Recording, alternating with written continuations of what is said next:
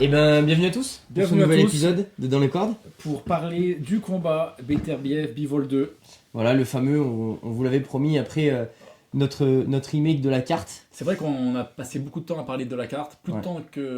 plus de temps qu'on pensait, mais il y avait de C'était quoi intéressant, parler. il y avait de quoi dire. Franchement, Bon, du coup, rentrons dans le vif du sujet. Beterbiev, Bivol, le retour, le volume 2. Qu'est-ce que tu en as pensé, Renaud? Alors moi, j'ai eu un peu un ascenseur émotionnel. Alors déjà parce que à la base, je suis quand même assez fan de Bivol. J'ai eu un petit coup de cœur pour Bivol. Je le connaissais un petit peu avant, avec quand il a battu Smith et tout ça. Il m'avait impressionné, mais bon, voilà quoi. Et c'est vrai que contre Canelo, comme tout le monde, il m'a. Je me fais, oh putain, ce mec, c'est un monstre quoi. Ouais, il est subjugant. Ouais, subjugant. Ouais, je sais même pas si ça se dit, mais il m'a subjugué quoi. Ah, voilà, j'ai été subjugué. Et donc du coup, premier combat, j'ai trouvé que le premier combat, j'ai trouvé super. Quoi. Vraiment, j'ai regardé plein de fois comme j'avais dit, et j'ai trouvé que Bivol avait fait assez pour gagner le combat, genre 7 rounds contre 5. Après, c'est Beterbiev qui avait été donné gagnant. Et donc du coup là, j'avais quand même envie que Bivol prenne sa revanche. Et bizarrement, en live, quand j'ai regardé le combat, et ben pour moi, à la fin du combat, c'était clairement Beterbiev qui avait gagné. Et du coup, quand Beterbiev a perdu, quand ils ont annoncé Bivol perdant, j'ai fait... non, quand ils ont annoncé Bivol gagnant, c'était vraiment bizarre parce que c'était le résultat que je voulais, mais dans ma tête, je me suis dit non, moi j'ai vu Beterbiev. Après, je suis allé sur Internet et j'ai vu que tout le monde a dit wow, masterclass de Bivol. Et là, je me suis dit putain, j'ai vraiment... Tu l'as manqué quelque regardé chose. ou pas? Je l'ai regardé 2 fois. Ok, et alors? Dur. Alors, en fait, ce qui m'a vraiment impressionné quand je l'ai regardé en live, c'est que Beterbiev, en fait, dans le premier combat, pour moi, Beterbiev, il a mis vraiment longtemps à se mettre en route. Et Bivol a vraiment, la première partie du combat, je trouve, a survolé, quoi. Enfin, a vraiment été vraiment au top. Après, Beterbiev, Il prend l'ascendant. il a pris l'ascendant. Et en plus, il y a eu quand même des rounds où vraiment Beterbiev avait une grosse domination, où Bivol, il faisait rien pendant 40 secondes que de se déplacer. Ça montrait que, bon, il était quand même un peu pas sûr d'ouvrir, quoi, un peu blessé. Enfin, pas blessé, mais en tout cas, il hésitait, quoi. Ouais. Et donc, du coup, dans ce combat-là, directement, j'ai trouvé que Beterbiev, il avait mis la pression. Mm. Il marchait sur Bivol. Or, Bivol, bien sûr, il ne sait pas faire. Il a toujours ses déplacements quand même assez incroyables. Il mettait des combinaisons. Mais j'attendais, en fait, tout le long du combat, le moment où Beterbiev allait lâcher un peu la pression pour que Bivol... Parce que je me suis dit, c'est pas S'exprime. possible que Ouais. Beterbiev garde ce rythme. Il maintient le rythme Ouais, c'est ça. jusqu'au bout, ouais. Et en fait, il l'a fait. Et donc du coup, moi, j'attendais le moment où il y a Bivol qui prenne en main le combat, parce que Beterbiev, je me suis dit, en plus, il a 40 ans, je me suis dit, il va pas tenir le rythme. Il a tenu le rythme. Du coup, à la fin du combat, pour moi, c'était... Beterbiev a été agressif tout le long, Bivol, beaucoup de mouvements, pas mal. En fait, pour moi, Bivol, il a combattu en éclat, quoi. Genre, il se déplace, et bam, une combinaison, il se déplace. Mais... En tout cas, en live, quand je l'ai vu, pour moi, ça suffisait pas pour gagner. Quand je l'ai re-regardé le combat, alors là, c'est vrai que avec moins de pression, moins de stress, on va dire, de suspense, et ben, franchement, Bivol a bien boxé. Il a vraiment réussi à, on va dire, à contrôler l'agressivité de Beterbiev. Et en plus, ses combinaisons, elles passaient pour la plupart. Ouais, je suis d'accord. Mais le problème, pour moi, comme je l'ai dit dans le podcast précédent, c'est que je vais toujours plus favoriser le mec qui avance sur l'autre. Et pour moi, je ne suis pas convaincu que Bivol ait fait assez pour gagner le combat. Et pourtant, je suis dans le camp Bivol. Et après l'avoir regardé 2 fois, je me dis, honnêtement, ça aurait pu être égalité. Ou pour moi, je vois Beterbiev gagnant. Et pourtant, ça me fait chier de dire ça. Hein. Alors tu vois, ça sera sur notre premier point de désaccord sur les podcasts là, parce qu'en fait, moi j'ai suivi tout le long, tu sais, ils montrent la carte d'un gars qui s'appelle Manis, tu sais, c'est un juge, Ouais. c'est connu. C'est celui Et, qui fait les cartes pour DAZN, là, ouais. Ouais. Et franchement, moi, en fait, je me suis retrouvé vraiment dans ce qu'il a Parce proposé. que moi, sa carte en live, je me disais, mais le mec, il fume, quoi. Non, franchement, moi, honnêtement, je te dis la vérité. Ouais, tu vois, ça donnait, je crois, les 2 premiers pour Bivol, parce que Bivol fait une grosse entrée. Et de toute façon, tu le vois dans le visage marqué de Ouais. Beterbiev. Les 2 premiers rounds pour Bivol. Après, ouais, c'est le 3, 4, 5, 6 qui sont donnés à Beterbiev. Parce que Beterbiev, franchement, là, il met beaucoup plus l'accent bras arrière. Franchement, il est solide. Ouais. Et après, c'est vrai que. Alors là, ça me fera mentir. Parce que j'avais dit, ouais, Bivol, si. Je vais faire cette voix-là pour faire le mec qui a dit de la merde, mais. Ouais, Bivol, s'il commence à vouloir se bagarrer contre Beterbiev, ça marchera pas. Et ben j'aurais dû fermer ma gueule parce que franchement, moi c'est ce qui m'a impressionné sur le reste des rounds, c'est la capacité que Bivol a eue, et tu sais, j'en ai parlé dans dans le podcast précédent, à refrapper en sortie d'attaque du chasseur. Donc c'est en gros le chasseur attaque, l'autre recule, du coup celui qui est chassé recule et il re-rentre, et là il met du volume, il met de l'intensité, et à chaque fois Bivol il avait le coup final. Et moi ça m'a beaucoup impressionné parce que j'ai vu qu'il frappait fort. J'ai vu qu'il faisait mal et j'ai vu que même Beterbiev à certains moments il était en mode tu vois bon là j'ai ramassé quoi tu vois. Alors il est retourné à chaque fois parce que c'est la mentalité du gars. Ouais. Mais en fait c'est vrai que je trouve aussi intéressant de pouvoir laisser l'opportunité à quelque chose de différent comme la Bivol qui a une boxe différente tu vois, de pouvoir se déplacer en même temps tu vois, de montrer que il a la dalle, il va cogner, il est pas là non plus juste pour se faire rouler dessus. Parce que des fois Bivol quand il faisait ses retours là en contre-attaque il faisait vraiment mal. Ouais. Tu sens que c'était solide. J'ai noté quand même 2-3 fois où Beterbiev, tu sens qu'il accuse le coup. Franchement, après, je comprends totalement. En fait, après, c'est un peu subjectif. Bien sûr. Moi, c'est vrai que là, par rapport au combat précédent, le premier combat, en fait, les deux ont gommé leurs défauts. Et en fait, c'est ça qui faisait que le combat, pour moi, a été moins. Enfin, je préfère le premier combat. Parce que là, Bivol, il s'est plus déplacé. Il a jamais eu de coup de mou. Et c'est vrai qu'il était vraiment dans le déplacement et dans les combinaisons. Et après, il sort, il remet. Il y a juste un moment, moi, qui m'a. Enfin, le truc qui me fait chier, c'est que des fois, Bivol, donc il bouge. T'as Beterbiev qui est agressif. Beterbiev arrête. T'as Bivol qui balance une combinaison. Il se décale. Et après, il s'en va. Et moi, ça me fait chier parce que je me dis, bah, c'est bon, t'as mis ta combinaison, tu t'es décalé. Le mec, il te suit. Là, il faut directement. Enfin, en fait, ça manquait d'agressivité. J'ai trouvé que Bivol, il était un peu trop. Il se regardait un peu trop boxer dans le sens où il était content de mettre 2-3 combinaisons par round. Et après, il disait ok, je prends pas plus de risques. Ça m'a un peu gêné. Alors après, encore une fois, je suis pas dans le ring et contre Beterbiev, je trouve que c'est déjà. Enfin, ce qu'il a fait, c'est top. Mais il y a des moments où c'est vrai que tu dis, mais ok, tu mets ta combinaison, tu te décales. Tu vois que le mec, il met du temps à se retourner, frappe encore, quoi. Enfin, le mec est ouvert, frappe, montre que t'as faim, et dit directement, j'ai trouvé que Bivol, alors après, par contre, en termes de gestion de combat des 12 rounds, Ouais, c'est une masterclass. Ouais, parce que c'est ça, Bivol, il a vraiment géré son combat pour être sûr qu'à aucun moment, il allait avoir un coup de mou, quoi. ouais, puis même à la fin, sur le dernier round, il continue à Ouais, relancer. ouais. Tu sens que tu vois, il reste pas en dilettante en mode là, je pense que j'ai les rounds. Non, il Ouais, va ouais. au charbon. Donc du coup, c'est pour ça, j'ai pas les boules parce que de toute façon, je voulais voir Bivol gagner, il a gagné. Le combat était super serré encore. Ouais. Les deux, Je suis d'accord. vraiment, ils ont vraiment deux styles qui sont, tu sais, Ouais, qui vont ensemble, quoi. je Je suis veux dire, d'accord. Ouais, très qui différents, font une mais belle danse. ouais. Ouais. Apparemment, on va faire un troisième combat. Ouais, c'est On va sûr. avoir un troisième combat. Quasiment sûr. Et mais c'est vrai que le coup, quand en live, je me suis dit, bah, Beterbiev a gagné. Enfin, j'étais vraiment sûr. Je me suis dit, putain, ce monstre. Parce qu'il m'a vraiment étonné, quoi. Beterbiev, je sais pas si c'est naturel, honnêtement, à 40 ans, d'avoir une patate comme Non, ça. non, non, c'est pas naturel. Je pense que c'est vraiment un monstre. C'est un monstre, ouais, mais c'est vrai que. Mais moi, c'est d'autant plus en ça que je trouve que Bivol, c'est beau ce qu'il a fait parce que, tu vois, justement, moi, je pense, tu vois, là, quand tu dis.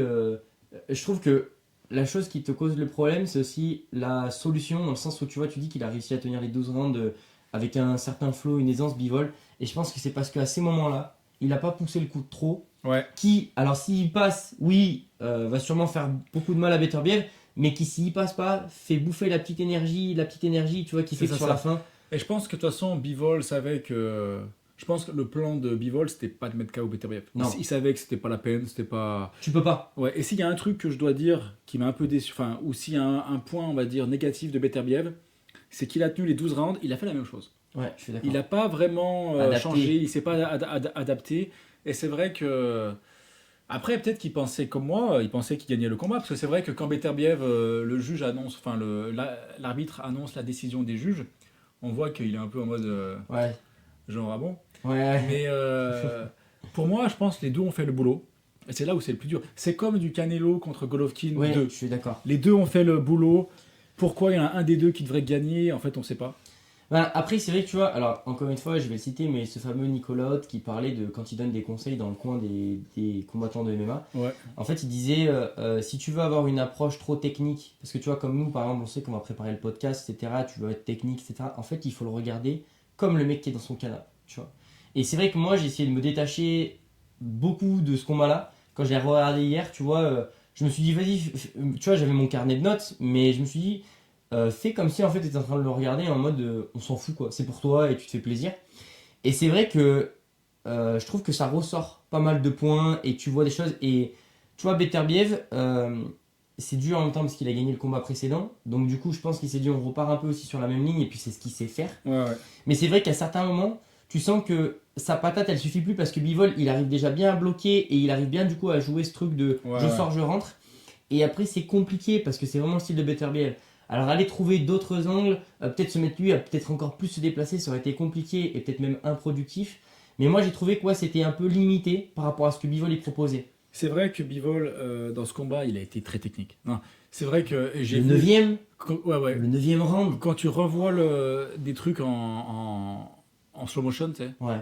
C'est vrai qu'en Ouais. fait, tu vois quasiment rien quand Non. tac. Faut le regarder en slow motion. Et même en slow motion, moi j'ai mis des pauses. Ouais, c'est ça, se pose, alors tu fais image Ouais. par image. C'est vrai que des fois, il fait des trucs, genre il se décale juste assez. Tac. Et c'est vrai que en termes de boxe, j'ai aucun mal à dire qu'il a été supérieur à Beterbiev. Moi, au final, le premier pour Beterbiev, le deuxième pour Bivol, le troisième, on verra après le troisième. J'espère qu'il va pas arriver trop tard parce que Beterbiev. Ouais, c'est ce qu'ils disaient les mecs des AMC aussi. Je suis d'accord avec eux. Je pense qu'il faut que ça arrive avant la fin d'année. Quoi. Enfin, il faut. Ouais. pas en 2026 quoi. Ouais. C'est Beterbiev aussi Mais le commence à problème, c'est fatiguer. que. Enfin, Est-ce qu'ils vont réussir à se démarquer? Parce qu'en fait, ils ont des styles tellement différents que maintenant, tu vois, là, t'as Bivol qui a fait son truc, t'as Beterbiev qui a fait son truc. Est-ce qu'ils sont capables de faire autre chose pour se démarquer, pour essayer d'avoir autre chose, enfin un KO ou alors. ouais, je suis d'accord. une C'est victoire, dur à dire.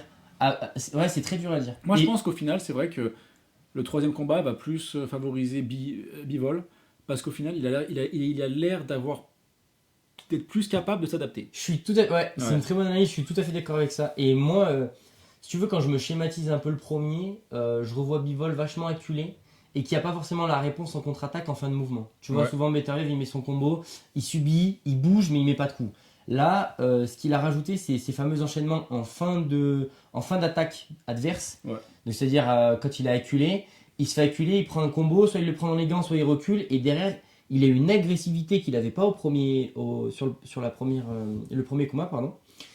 Et en fait, c'est ça pour moi qui a fait toute la différence et qui m'a fait voir le combat différemment, tu vois. Parce que je me suis dit, il peut proposer un truc qui fait mal et il est dans la propulsion. Vraiment, Ouais. tu sens qu'il avance sur Beterbiev, chose que je l'ai pas trop vu faire sur le premier. Non, mais c'est vrai qu'il était quand même. Il avait vraiment un mix entre agressivité et défense, et il se déplaçait qui était impressionnant.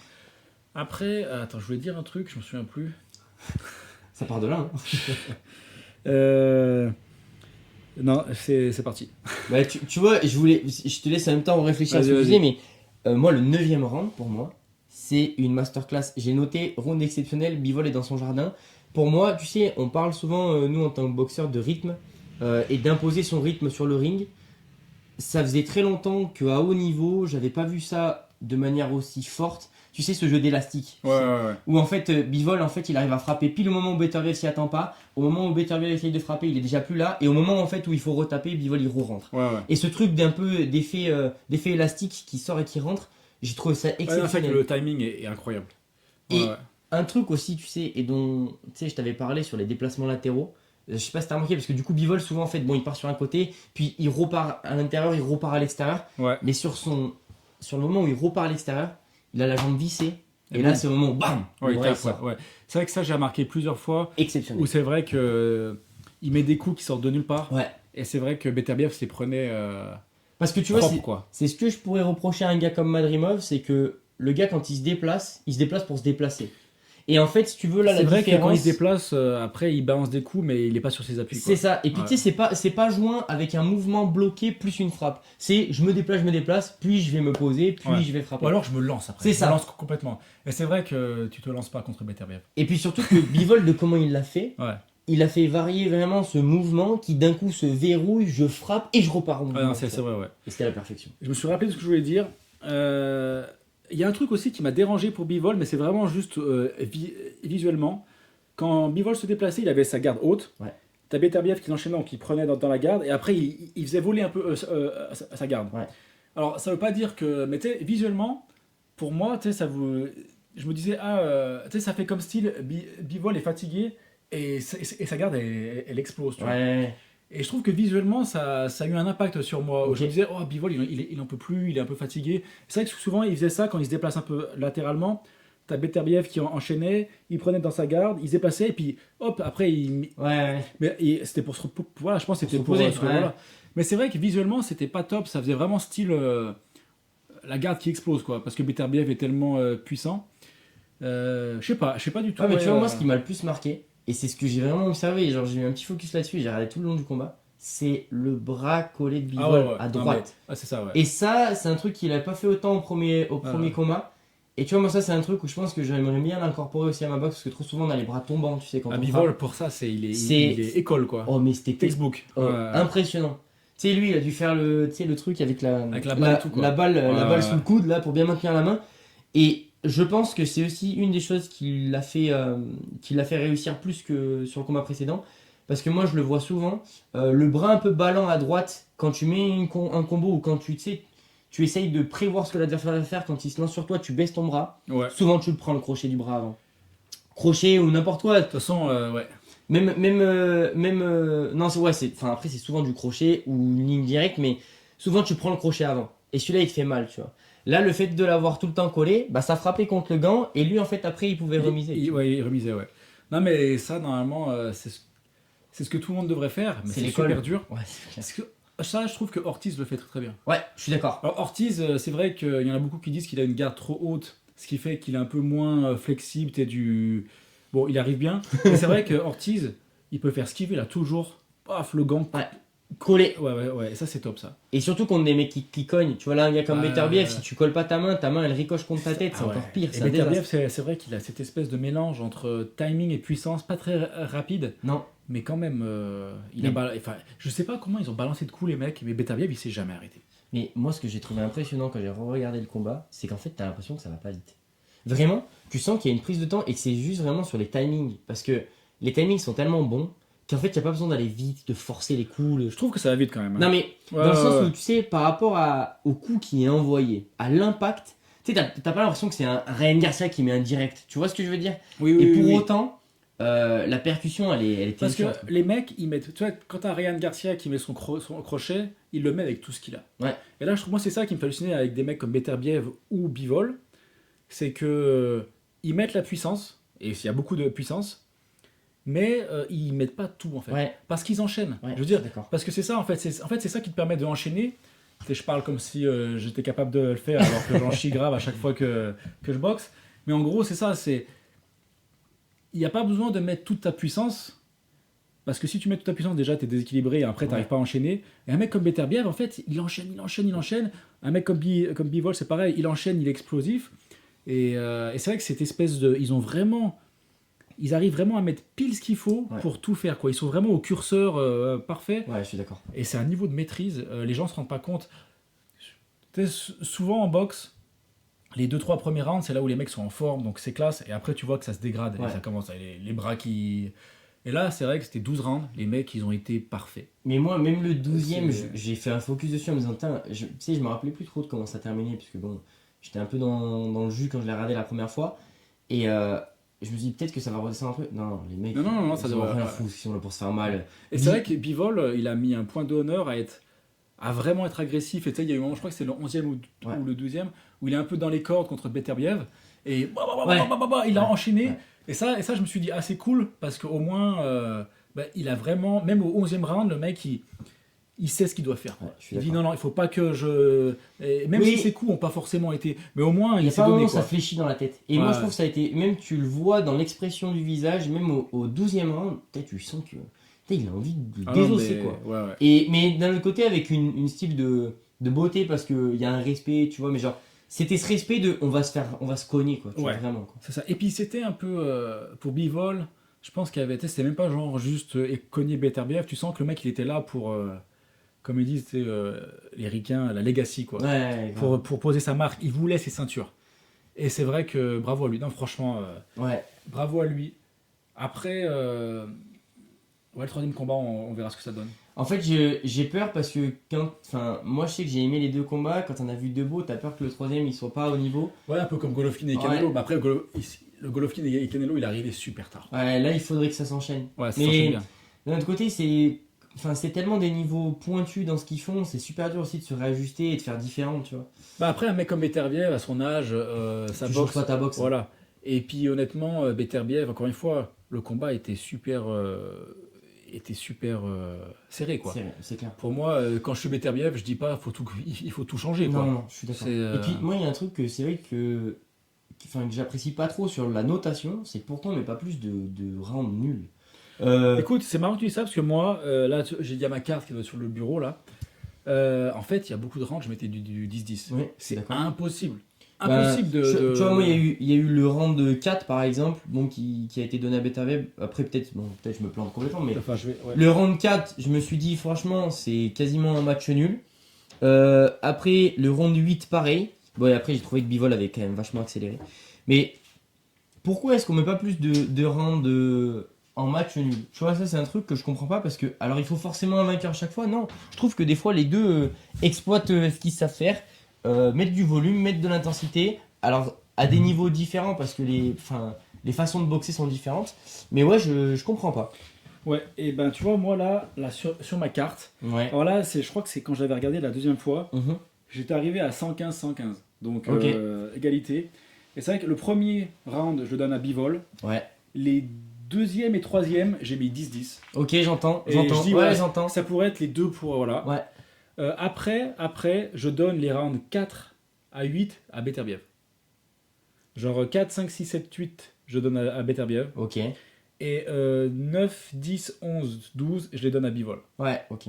D'accord. Et à la fin, Mais ça tu fait vois, 115, en fait, 115. même quand tu dis ça, ça s'entend. Genre. Tu vois, genre. Non, mais c'est tellement. Ouais, c'est tellement serré. Et moi, je trouve ça par contre vraiment dommage parce que je trouve qu'il y a des rounds où on peut tous être plus ou moins unanimes sur le fait que, franchement, c'est pas le coup punch. Parce que tu vois, ils en parlaient justement aussi à la RMC, j'étais d'accord, enfin, c'est ce dont ils parlaient. Ils disaient, ça voudrait dire que théoriquement, à chaque fois que t'as les deux mêmes mecs qui mettent les mêmes coups, mais t'en as un qui met un coup de plus à chaque round, bah en fait, il gagne. Alors qu'au final. Non, c'est pas comme ça. Et puis surtout que sur des combats comme ça, Ouais, tu vois, je veux dire. Et puis il y a des rounds où tu vois, bon, comme là, par exemple, le round 9 où Bivol, là, il est exceptionnel, tu vois, il y a que lui qui touche, machin, bah il prend que 1+1. Mais d'un autre côté, sur un autre round, en fait, sur un coup en plus, il prend un moins. Mais un, je suis, tu vois. ouais, ouais, Bon, je suis d'accord que moi, des fois, surtout quand tu es en live, tu dis, bah là, il n'y a rien qui m'a vraiment fait dire lui ou lui, donc je mets un 10-10. ouais, je suis d'accord. Franchement, mais je crois que je sais même pas s'ils ils y font encore ça, les 10-10. Bah, moi, je te dis, là, je l'ai vu. Enfin, il y a Ouais. plusieurs fois où je me disais, bah, potentiellement, il y aura peut-être un 10-10. Non, non, jamais. Ouais. Je pense que c'est. Mais je crois que c'est pas à la même mode. pas. Je crois qu'ils ont enlevé maintenant des règles. Ah ouais?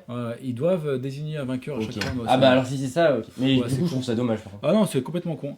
Parce que franchement, sur 12 rounds, il y Puis a surtout des quand rounds, tu vois, là on va faire Gérantin Davis, quand tu vois que ça finit sur un draw, que ça finit sur un draw parce que sur les 19 ça a fini un machin, ou que c'est parce qu'il y a eu des 10-10. Ouais. Enfin bon, bref. En tout cas, franchement, bravo à Bivol. Ouais. Bivol, il a eu sa revanche. Il a dû bosser comme un Il a mérité. comme un fou. Ouais. Et Beterbiev aussi, machine. À la fin du combat, le mec, même pas marqué, tu sais, genre en mode bon, Ouais, j'ai fait mon boulot quoi. voilà, Et incroyable. c'est là où, pour moi, ça c'est des boxeurs. C'est ça. Franchement, Et on regarde ces combats, et j'espère que les gens, alors bah, qui nous écoutent, qui nous écouteront, qui auront peut-être un jour accès à ça, et qui sont pas boxeurs, comprendront que la vraie boxe c'est ça. Et c'est pas plein de trucs de merde qu'on peut voir, tu vois, des fois, en mode de ça c'est un combat de boxe de haut niveau. Non, ça, oui. Là, on est sur un truc. c'est pas du Jake Paul, quoi. Merci. J'avais pas cité de nom, mais et c'est exactement C'est le ça, principe. ouais. C'est voilà, nous on fait aussi ce sport pour ces types de combats-là.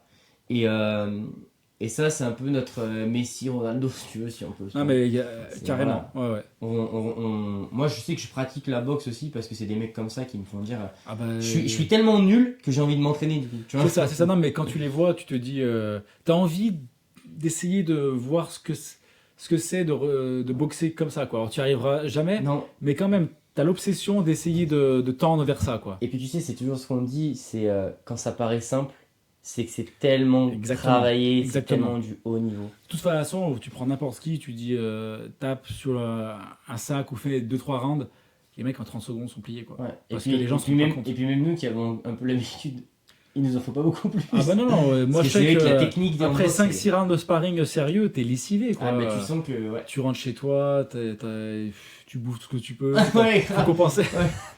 C'est Voilà, pas quoi. bien. Et eux c'est. Voilà, alors franchement, quand ils sont en camp d'entraînement, ils se tapent des sparring 3 fois par semaine et tout ça. Ah, c'est Déjà, juste ça, mentalement, Bravo. les camps d'entraînement, ça doit être aussi. Ça, il y avait Uzi qui en parlait. Il se tape des camps d'entraînement de malade, je veux dire. Quand t'as Uzi qui te dit que c'est très très dur, tu te dis ça doit vraiment être très très dur. Ouais, je suis d'accord. Donc ouais, c'est Mais- des monstres. Et pourtant, je sais pas combien ils ont gagné là. Ah, mais ils je sont- saurais pas dire. Je crois qu'ils ont Ça. dû sur 10 millions l'un et l'autre, quoi. Ok. On est loin des sommes de Pacquiao et Mayweather, quoi. Ouais, ou de Canelo, dernier combat, C'est ça, 6 ouais. millions, je crois. Mais c'est vrai que. Mais tu sais, encore une fois, je vais le reciter, mais Nicolas, le préparateur physique, qui disait, en fait, lui c'est pareil, il emmène des sparring difficiles, parce qu'en fait, pour que le jour du combat, en fait, ce soit la même intensité. C'est ça. Parce que si tu spares toute l'année avec des mecs qui n'ont pas du tout le niveau du gars contre qui tu vas, bah, ça te fait bizarre. Hein. Ben, je crois que c'est un peu le problème en France. Hein. Ouais. Enfin, dans tous les pays où la boxe n'est pas énorme, c'est que les sparring. Tu peux être le champion de sparring, enfin tu peux, mais après si tu vas aux US et tu te fais des. Puis le problème, déboîter. c'est qu'il y a une question aussi de densité. Quand tu regardes là en France, nous, des boxeurs à très haut niveau, il n'y en a pas des 100 et des 1000. Et si tu veux, après, il faut aussi trouver les bonnes catégories parce qu'il faut que ça reste intéressant. Ouais, et puis les niveaux en sport c'est dur. Parce qu'en Ouais. en France, je suis sûr qu'il y a des excellents boxeurs, des mecs super bons. Mais après, entre super bons en France, super bons en Angleterre, super bons aux US, top 20, top 10, top Ouais. 5. Je veux dire, quand tu te prépares pour un combat dans le top 5 du monde, enfin, je veux dire, il n'y a pas beaucoup de sparring partners Bien en sûr. fait. Et puis moi, après, je suis Ça. aussi persuadé que dans un sport comme celui qu'on pratique, c'est aussi très compliqué de trouver des gens qui, même s'ils sont forts, persévèrent dans le sport. Parce qu'à un moment donné, tu passes à autre chose. Tu vois, Ouais, parce maintenant que le c'est tellement travail. dur. De toute Ouais. façon, ça revient à ce qu'on disait sur Stevenson, sur tous des gens un peu comme ça. C'est un sport qui est tellement dur que quand tu te fais un peu de thune et tout ça, en fait, je crois que t'as pas envie d'y rester. Non. Faut vraiment avoir une mentalité à la Canelo, tu sais, genre Ouais. la vidéo où le mec il est chez lui, il se prépare le matin, il fait aujourd'hui c'est sparring, mon jour C'est mon jour préféré. préféré, ouais. Tu dis c'est pas tout le monde. Non. Sur Netflix, il y a longtemps, il y avait eu un documentaire qui suivait 3 boxeurs. Un jeune, un mec qui faisait les Golden Gloves et un pro, c'était en 2013 ou 2014, un pro qui avait un gros combat, qui était assez connu à l'époque. Franchement, le pro, il était en mode... en fait, il avait déjà, je sais pas, une carrière de 7-8 ans. C'était un combat pour une ceinture. Je crois qu'il avait déjà été champion du monde. Tu voyais, il en chiait, il en pouvait plus. Il allait au sparring, il en pouvait plus, il se faisait déboîter. Ça le faisait chier. Physiquement, il était HS Ouais. et il s'était fait déboîter dans son combat. Parce que mentalement, t'as Ouais, les il thunes, faut- t'as la famille. Ouais, Qu'est-ce c'est- qui te pousse à aller te faire casser la gueule, quoi. Ouais, c'est bien. Et Et après, t'as des mecs qui ont ces mentalités-là. Ah ouais. Tu vois, pareil, il expliquait, ce préparateur physique, qu'en fait, pour lui, les vrais mecs qui réussissent à haut niveau, c'est les mecs qui aiment le sparring. Parce qu'en fait, le sparring, c'est le reflet juste de ce que tu fais en combat. C'est la bagarre, hein. C'est si t'aimes pas la bagarre, il faut faire autre chose. Et en plus, il n'y a pas de mal à ça. Et tu vois, tu peux très bien être passionné de boxe et pas forcément être boxeur ou Mais aimer. tu sais, ça c'est important parce que je pense qu'aujourd'hui, il y a une génération de boxeurs, Devin Haney, Stevenson, je mettrais même Davis dans cette catégorie et plein d'autres. Hein. Mm. C'est des super athlètes, ils n'aiment pas la bagarre. Si tu fais de la boxe et t'aimes pas la bagarre, c'est dur. Des mecs comme Pacquiao et tout ça, Pacquiao il dit, mais il faisait 35 rounds de sparring quand il était jeune. Je veux dire, Ouais. c'est pour ça, lui, enfin, parce que les mecs ils adorent ça, quoi. Genre. Ouais, mais en fait, c'est l'essence aussi de notre sport. C'est-à-dire qu'à un moment donné, parce qu'en fait, avant d'arriver au haut niveau, en fait, il faut déjà aimer ce que tu fais en tant que sport primaire, entre guillemets, tu vois. C'est-à-dire que si t'aimes pas ça, qui est la composante principale à un moment donné sur Ouais. laquelle tu veux basculer. Si tu aimes pas ça, tu fais un autre sport. Bah, je pense qu'ils aiment, tu sais, genre un Stevenson, je pense que la boxe ils aiment. Et le problème c'est qu'après, Bah, disons c'est que dur, quoi, c'est dur il dans faut la pas durée. aimer plus quand tu gagnes que quand C'est ça. tu perds. C'est tu ça, vois. c'est ça. Moi je pense que c'est ça le problème. Et Ils c'est ça, aiment le tant souci. qu'ils sont supérieurs. Mais quand on leur met, ok, là tu vas avoir un truc de sparring contre lui, tac, tac, tac, et c'est dur et tout ça. Bah, tu le vois sur la sélection des combats. Ah, c'est ça, c'est ça. Voilà. Bon, en tout cas, je pense qu'on a tout dit sur Ouais. Beterbiev Bivol. En tout cas, Excellent, c'est- combat. Si vous l'avez pas vu, allez le voir. C'est une dinguerie. En plus, vous avez le combat en en 2160 Ouais, je crois sur qu'à YouTube. Turquie à la chiche, il met tout. Ouais, il met une tout semaine sur après, YouTube. il met tout, ouais. Donc faites-vous plaisir. Franchement, ce mec, je savais pas trop quoi en penser. Parce qu'après, t'es les mecs qui ont plein de pognon et tout ça. Mais je dois avouer que là, il fait vraiment du bon pour la boxe, quoi. Je sais pas où ça va aller. Disons mais... qu'il fait du bon pour le spectateur, parce que c'est vrai que c'est ce Ouais. dont on parlait. Après là, ça commence à, du coup, ça va fermer un peu le truc aussi. Tu vois. C'est-à-dire que si tu fais pas partie de la team Al-Alchi, Il va avoir des mauvaises. des mauvais, voilà. Ouais. Après, c'est vrai que nous là, en tant que vraiment juste spectateur, on s'est bien régalé. On espère qu'il organisera rapidement le Bivol Beterbiev 3 aussi. Ouais, du et coup. puis des cartes excellentes comme ça. Ouais. Et c'est vrai que, en tant que spectateur, de toute façon, nous, on veut des beaux combats, quoi. Voilà, Après, bon, exactement. de toute façon, Ouais. qu'on aime ou pas, on a aucune. De toute façon, nous, on n'a pas d'impact, c'est sûr. On n'a pas d'impact. Mais du coup, on espère que ça vous aura plu.